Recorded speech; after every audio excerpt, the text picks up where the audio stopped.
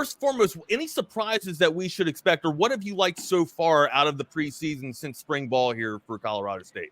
Yeah, it's a pretty veteran group. A lot of ways it's been a quiet camp, which I think is a good thing. Most starting positions, are known and have been pre-established, but, with veterans, a few transfers and such sprinkled in to take some spots, but it's pretty steady, which is, what should be in year 3 under Jay Norvell.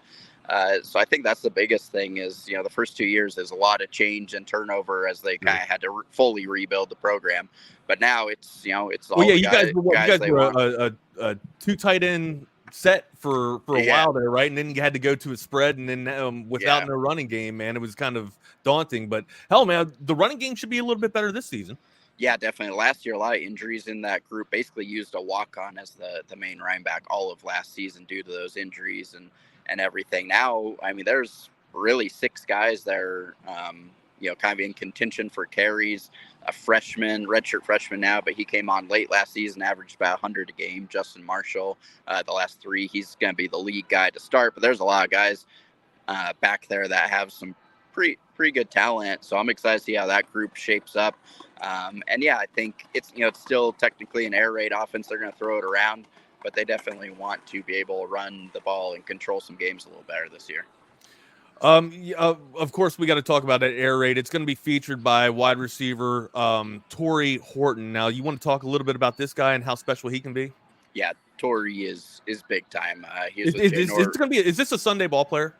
Oh, easily. And he could have been in the draft this year. He would have been. Most projections had him as about maybe a 4th, 5th round guy. He came back to obviously try and boost that stock. Talking to some scouts informally, certainly could be a top 3 round guy, maybe even play his way up a little bit more. He had to add some weight. He added about 15 pounds, of weight. He's one of those guys that's fast but smooth. Like, he doesn't look like he has to work really hard to get going. He's just super smooth. You can basically put like Jerry Rice. You can put a couple lines 100%. Yeah, exactly. He's a glider, and he's really he's been in the system a long time. Back-to-back 1,000-yard years, but he's also really young too. He just turned 21, so even though he's doing his 5th year, he's a young guy, which is one of the reasons why coming back didn't really hurt him. He's also turned down, NIL transfer opportunities. He could play just about anywhere. But you love to hear that. That means he absolutely wants to be a Ram. So yeah, and he's a guy that I think sees long term. He knows that you can get payday right now, but if you go and be a high NFL draft pick and play a long time in the league, that's the real payday. So I think he's playing that long-term game. He's basically everything you'd want, a really good student and everything. So yeah, Torrey's a fun guy to watch. Also a really good punt returner. Nice. Well, that's big too. Well, Fowler Nicolosi, his partner in crime, he is slated to be one of the best quarterbacks in the Mountain West, or could lead the Mountain West. You want to give us a little bit of an insight on this dude? Yeah, it's interesting. This time a year ago, he was the backup. Clay Millen was the star. Clay Millen's now at Florida as kind of just a depth quarterback. First game, it went sideways, basically. Fowler Nicolosi comes in, is really good in that game, although it's late as a blowout. CSU weirdly had week 2 bye, and they ended up using that to make a change at quarterback. Fowler Nicolosi starts the rest of the season. At times, pretty electric, made some big plays, kind of a gunslinger mentality. He can really fling it around. But with that comes a young quarterback with a gunslinger mentality, which means some interceptions. So he definitely had some, where you sort of bang your head against the wall of like, where'd that decision come from? But, that's a young guy. So they're, hoping, expecting that he's, made some big steps forward in learning, what to do and not do. Sometimes the little check down is okay, but really talented guy that, he's another, could have transferred. But, in this offense, he obviously has a chance to put up some big yards, big touchdowns and everything. So they're hoping he's made a big step forward and can be one of those top guys in the Mountain West. Going to have some pretty good protection. Your offensive line returns 3 starters there. You want to talk a little bit about that? Yeah, they're old, which, as we all know, on an offensive line, that's about the best praise you can give is an old veteran group. Jacob Gardner at center has started, I think, like 45 All games. conference too, right, Jacob Gardner? Yeah, all conference. He a couple of years ago, they had to move him to tackle because their left tackle got hurt, and they had a decent backup centers. And he's moved around. He's done everything you could ever ask.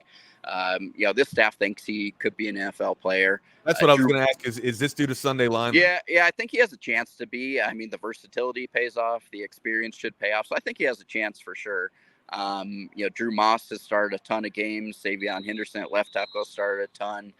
So they're super veteran group, and they're pretty excited. I think they're pretty optimistic about what they can do. And we talked about the running game earlier. I think that's going to be part of it too. Of obviously in this offense you have to pass pro really well, but I think they want to be able to play some Mountain West bully ball up front at times, to seal off some games. What should we expect? I mean, we know it's going to be an air raid offense here, but what should we expect the identity of the Rams? Are we going to see multiple formations, multiple personnel?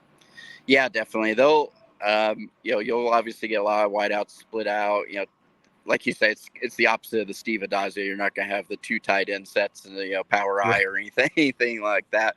But I think they are going to try and be in that run game, and I could see a way that early in this game at Texas that they try and, hey, let's see if we can put together a slow, methodical drive, eat up some clock, limit possessions. Obviously you don't want to usually keep getting...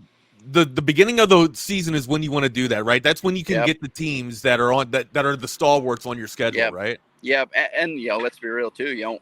It's going to be a big atmosphere. You don't want to, with a youngish quarterback, get out there and get too jittery early on. So I bet early you're going to see a lot of that. But it's going to be, it's called air raid, but there's going to be some balance. Is this going to be your first trip down to DKR? Yes, for a game. So I've been down there sort of touristing and walked you around tasted it. The brisket and whatnot. Yeah, exactly. But never had the full taste of a football game day. So really excited to see all that and everything that comes with it. Kevin, I was listening to Jay Norvell, and he was talking about with this, Colorado State actively recruits in Texas. I mean, they get a lot of kids. I mean, this group, for example, I think it's 19 players from Texas, and then the coaching staff deeply rooted with Texas roots. It really sounds like there's a lot of anticipation, just a homecoming for a lot of people, for them to get down here into this atmosphere and feel what's going to be happening here Saturday afternoon. Totally. There are a lot of people really excited. Like you say, I think almost all the coaching staff has some type of tie, whether they're from there or coach there at previous stop. Certainly they recruit down there. There are a ton of players like James Mitchell, a defensive tackle, Duncanville high school guy. I think he's going to have like 60 or 70 people. Like it's basically a family reunion. And that's just one example. I think there's a lot of those guys that, it's a big opportunity. And, no doubt, I think Norvell and staff are hoping that, some of the guys that they're, are talking to for potential future recruits will, even if they're not there, have the game on their TV and maybe like what they see. Absolutely. So what are your realistic expectations about Saturday moving forward? Of course, it's probably one of the toughest teams on the schedule there for Colorado State. Arguably the toughest team on the schedule here. Talking to those recruiters that could be watching, those recruits that could be watching on the television or, in attendance live. What do you think that Colorado State wants to come out there with the realistic expectations to perform for them? Yeah, I think the most realistic, obviously you'd like to, keep a game for a little bit. You don't want to get blown out of the gates and have it game over 10 minutes in. Sure. But yeah, realistically, I think everyone understands what this is. It's a college football playoff team at home in their opener against the Mountain West team. That's hunting a bowl for the first time since 2017. Everyone understands what it is.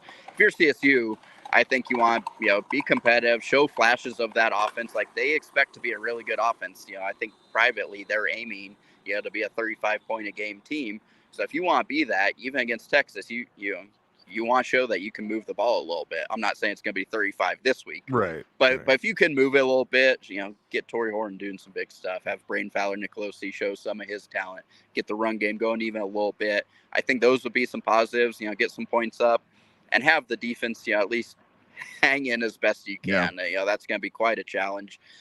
But be mildly competitive, show some good things. Obviously, health is always important. Sure. Come out injury free, 100%. Yeah.